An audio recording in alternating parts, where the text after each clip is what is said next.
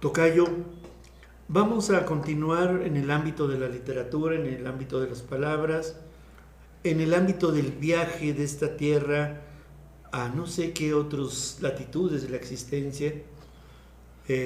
Primero, bueno, hemos hablado de José Emilio Pacheco y de su esposa, Cristina Pacheco, y alguien que está, digamos, espero no ser grosero con este comentario porque es una metáfora nada más, alguien que está también haciendo su valija para partir ya próximamente, alguien que está reservando los boletos de partida, es José Agustín. José Agustín es un escritor mexicano considerado de la onda, así se le conoce. La literatura de la onda. La literatura de la onda. En estos días su salud se vio muy comprometida, muy agravada, y uno de los frailes de la teología de la liberación, que estuvo muy cerca del Ejército Zapatista de Liberación Nacional, fue a darle, espero decirlo adecuadamente porque es una palabra de los sacramentos, extrema unción, creo que lo dije bien, porque literalmente José Agustín se está despidiendo de este mundo. Habría que pues ubicar la importancia, el valor de José Agustín para poder descifrar por qué le estamos dando también aquí un espacio, Tocayo. No sé a ti qué te reporta José Agustín así de bote pronto. De bote pronto un libro que les recomiendo mucho, De Perfil, y se habla también que todavía lo escribió muy jovencito, 18, 19 años. Luego hay uno anterior, La tumba, que le escribió a los 16 años, sí. Ya libros. Estaba yo leyendo que gentes como Vicente Leñero, que escribió en la revista Proceso, que escribió Los albañiles, que luego se hizo película, lo promovieron mucho para que le publicaran sus obras. Él era muy joven, muy rebelde, muy helado, muy en la literatura de la onda. Muy en la onda. Y lo interesante de su literatura es eso, y por eso se llama, junto con Gustavo Sáiz, con Parménides García Saldaña y otros que son de esta corriente de la literatura la onda, lo interesante es que si uno lee sus libros, no son libros muy complicados, no son libros de literatura muy profesionalizada, vamos a decirlo, muy metafórica o demasiado fantasiosa, sino que al contrario, están en la onda, y estamos hablando de la década de los 60s, sí. Principios de los 70s, y entonces es muy interesante. De eso de Perfil, no he leído La tumba, pero De Perfil, pues es un chavo que te está narrando su relación con sus papás en esa época, con todo, hasta con groserías y no les decían ni papá ni mamá, sino les decía el nombre propio, y, claro. Y como muchos jóvenes dudaba que eran sus papás, ¿no? Claro. Tenía la duda de si no era adoptado, ¿no? Que es una de las dudas que muchos jóvenes se les cruza por la mente, ¿no? Sí, ¿qué será ese señor? Y entonces es muy divertido leerlo, es interesante, y creo que va a marcar toda una época. Vino a Durango José Agustín a presentar un libro. De hecho, ahorita me estoy acordando que tengo autografiado un libro de él. Fui a la presentación de su libro y había mucha gente, o sea, fue en el Teatro Ricardo Castro. Es muy querido, es muy querido. Es muy querido, hay mucha gente que le ha seguido sus trayectorias y también mucha cercanía a sus tiempos, además de este lenguaje de lo cotidiano. Ciudades desiertas también lo leí, también muy en la cuestión del erotismo, que después de un México muy conservador y tradicionalista, la generación de 60, 70 también es muy explícita en muchas cosas, ¿no? Pues más sí. Sincera, más franca en muchas cosas. Recuerdo yo de Ciudades Desiertas, que no sabía yo que se había hecho una película en base a ese libro, que Gael García la protagoniza. Y también tiene textos sobre el rock and roll y el rock.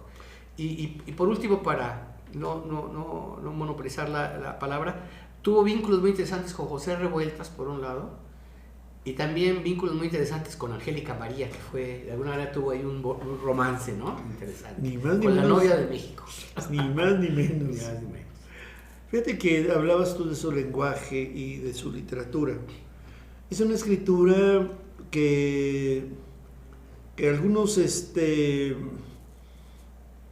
algunos hacen en relación, digamos, a todo el boom estadounidense de una literatura que también dejó de ser muy formal y deliberadamente buscó un lenguaje sencillo, ameno y ágil. Entonces, quien lee a José Agustín es aproximarse a libros que con una buena taza de café y una buena música de fondo, por ejemplo La tumba, te lo puedes leer en una tarde simplemente de un tirón, porque hay una deliberada sencillez. Es decir, de repente, guardando toda proporción, pienso en el poeta español Miguel Hernández, que él escribía sus poemas con mucha sencillez, pero escribir sencillamente ¿Tiene su arte? no es sencillo, paradójicamente. Ajá. Entonces, escribir sencillo implica una gran elaboración de la escritura. Ingenio, ¿no? Ingenio, y así sí. cómo presenta las situaciones. Yo recuerdo Ciudades Desiertas, ahí habla de algunos inventos, de cómo norteamericanos inventan cosas absurdas y le daba el nombre a los inventos, unos nombres muy, muy peculiares, y eso pues requiere... me llamó mucho la atención de José Agustín es su vínculo con José Revueltas, porque originalmente un equipo de gentes iban a escribir... iban a ayudar a las obras completas de José Revueltas, porque ya José Revueltas era un hombre consagrado como escritor, literato, guionista y demás, y de repente se encuentran José Revueltas, a José Agustín iba a participar con Editorial Era en esas obras completas, y de repente se encuentran ambos en Lecumberri, ¿verdad? Prisioneros del sistema. José Revueltas, porque era el autor intelectual de todo el movimiento del 68, era una de las acusaciones, sí. ¿no? Que era el que había orquestado todo, le daban ese estatus, que es muy interesante leer esos libros de José Revueltas donde él no acepta que un abogado lo defienda y él mismo se defiende. Y por otro lado, José Agustín, que llega acusado de narcotráfico, porque él vivía mucho vinculado a las fiestas y al reventón, al rock and roll de esa época, ¿no? Así. Entonces, los dos llegaron reprimidos por causas diferentes. Y me llama la atención que a José Agustín lo liberan por la intervención de la mamá de Angélica María, que era productora de televisión y demás, pues para que lo saquen, ¿no? Que finalmente logran sacarlo de la cárcel. Y después se vuelven a juntar y hacen el guión cinematográfico de La Pando, porque acuérdate que en la cárcel José Revueltas escribe un libro sobre la vida en la cárcel que se llama La Pando, una novela muy buena. Se lleva al cine y el guión cinematográfico, que José Revueltas también hacía guiones, lo hace junto con José Agustín, ¿no? Y también en vínculo de José Agustín con el arte, uno de sus hijos, me parece que el más pequeño, que es pintor, es su padrino es Gabriel García Márquez, nada menos que el gran Gabo, ¿no? Sí. Fíjate, este vínculo entre Revueltas y José Agustín es un poco el equivalente a lo siguiente. José Revueltas representaba la parte de izquierda de la política en México. Ya no solamente el Partido Comunista, sino la Liga Espartaco, en una fracción del Partido Comunista que se había liberado. Es decir, era la versión como más radical de un deseo de crear una sociedad diferente a la que se vivía tan injusta en México. Pero en el caso de José Agustín, significaba su literatura el equivalente a la contracultura que en Estados Unidos existió también.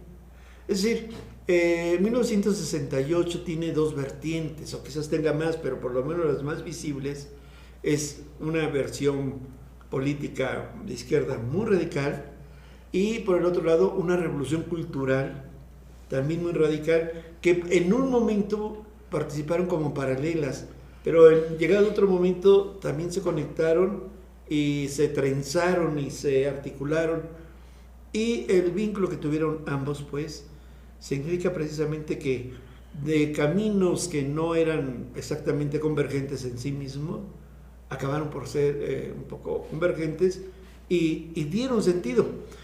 Y termino nada más diciendo esto, y para que no se nos olvide a nosotros mismos y al público, que también José Agustín se puso a escribir sobre la historia de México. Ah, sí. No sé si te acuerdas. Tragicomedia mexicana. Exactamente. En varios tomos. Exactamente. Que si alguien quiere conocer la historia de México narrada con el estilo de José Agustín, así como muy desenfadado y muy sencillo, muy ameno, Tragicomedia mexicana en varios volúmenes, que toca varias partes, y donde, fíjate que ahí retoma yo creo que un poco la vertiente, sin ser él un científico social, pero sí tiene una visión crítica del México, ¿no? Muy interesante. Sí.